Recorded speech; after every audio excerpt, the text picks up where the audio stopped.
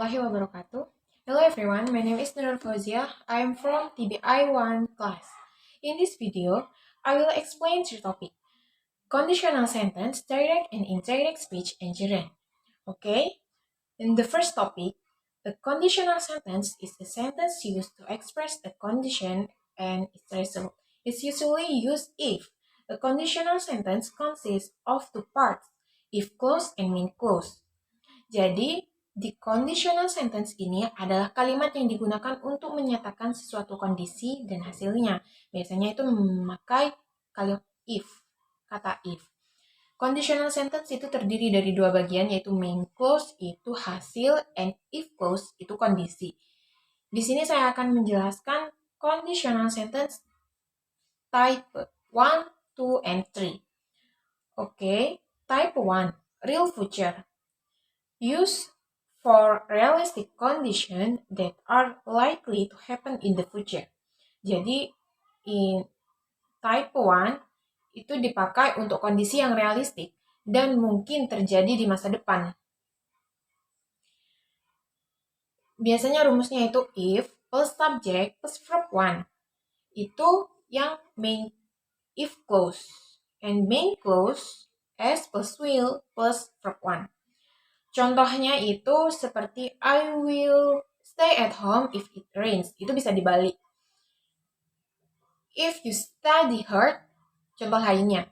If you study hard, you will pass the exam. Jadi if you study hard itu kondisinya, you will pass the exam itu hasilnya. Jika aku bekerja keras, maka akan berhasil. Oke, next type 2. Type 2, unreal present. For situations that are not real at present, imaginary or contrary to fate. Di type 2 ini, untuk menyatakan situasi yang tidak nyata sekarang, atau seperti hayalan atau berlawanan fakta. Rumusnya itu biasanya menggunakan verb to. Contohnya, if she had walked, if I had a car, I will go to campus. Jadi, jika seandainya aku punya mobil, aku akan berangkat ke kampus menggunakan mobil. Namun, pada kenyataannya dia tidak memiliki mobil. Jadi, seperti untuk menyatakan sebuah hayalan. And type 3, unreal past. For regret or conditions that did not occur in the past. Jadi, in type 3, untuk penyesalan atau kondisi yang tidak terjadi di masa lalu. Biasanya menggunakan verb 3. Contohnya, if she had woken up early, she would have called the bus. Jadi, jika dia bangun terlambat, dia akan ketinggalan bus. Jadi, pada kenyataannya dia telat bangun dan ketinggalan bus.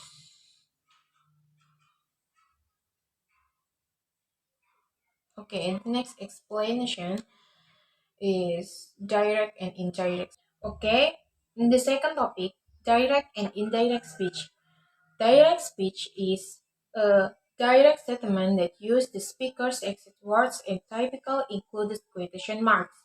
Jadi direct speech itu adalah kalimat langsung yang menggunakan kata asli pembicara dan biasanya menggunakan tanda kutip. And indirect speech is an indirect statement that reports what someone said without quotation marks.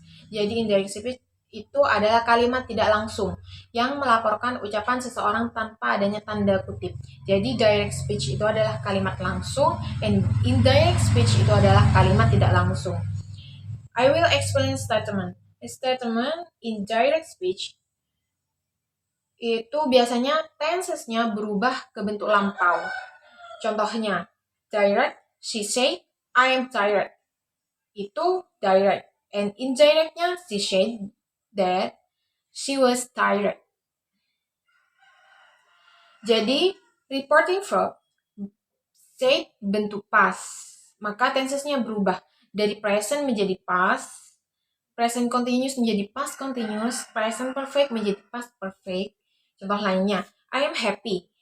She said she was happy. I am happy to direct. Direct itu I'm happy. And indirectnya itu she said she was happy. Dia mengatakan dia bahagia. Contoh lainnya, I'm happy. Itu direct. And indirectnya itu she said she was happy. Dia menyatakan dia bahagia. But fakta umum biasanya tidak berubah. Contohnya the sunrise in the east. Jadi indirectnya he said the sunrise in the east. Jadi tidak berubah ke mana. I will explain question. Kata said itu berubah menjadi asked. And bentuk kalimat jadi seperti pernyataan. Tidak pakai tanda tanya. Jadi di dalam sebuah pertanyaan, direct itu ada tanda tanyanya. And indirect itu tidak ada tanda tanyanya. Jadi seperti indirect itu jatuh seperti pernyataan. Contohnya, where are you going? Itu direct. Indirectnya, he asked where I was going. Tanpa adanya tanda tanya. Oke, next. Comment. Comment di sini itu agar kalimat itu menjadi sopan, maka kita harus sempurnakan. Seperti ditambah, please, or lainnya. Contohnya, open the window. Agar lebih sopan, he told me to open the window. Contoh lainnya, can you close the door? Jadi agar lebih sopan, kita bisa menambahkan please dan juga bisa mengubahkan itu menjadi call. Jadi please call you close the door agar lebih sopan. And request, permintaan halus. Jadi contohnya itu seperti please help me, agar lebih sopan atau lebih halus.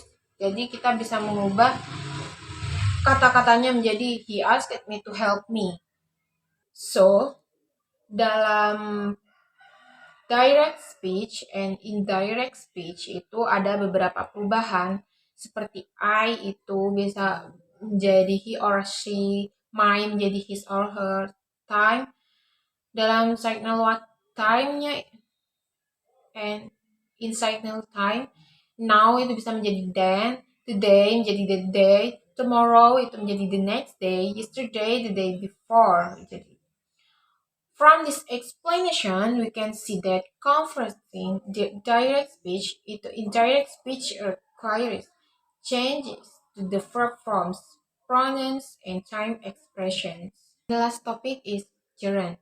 Gerund di sini adalah kata kerja yang ditambah verb ing, yang ditambah ing, dan berfungsi sebagai noun.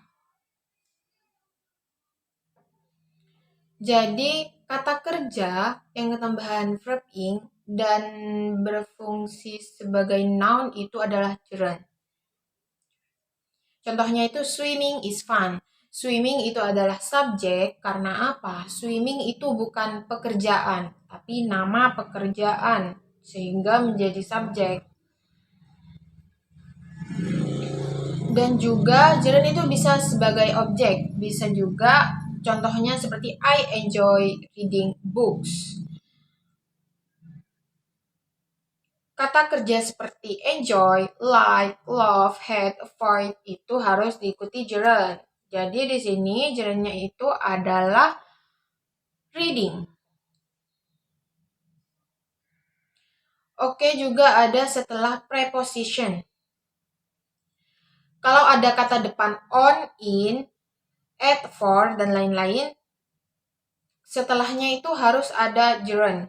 Contohnya, I'm interested in learning English. She is good at singing. Thank you for helping me. Ini aturan penting banget ya.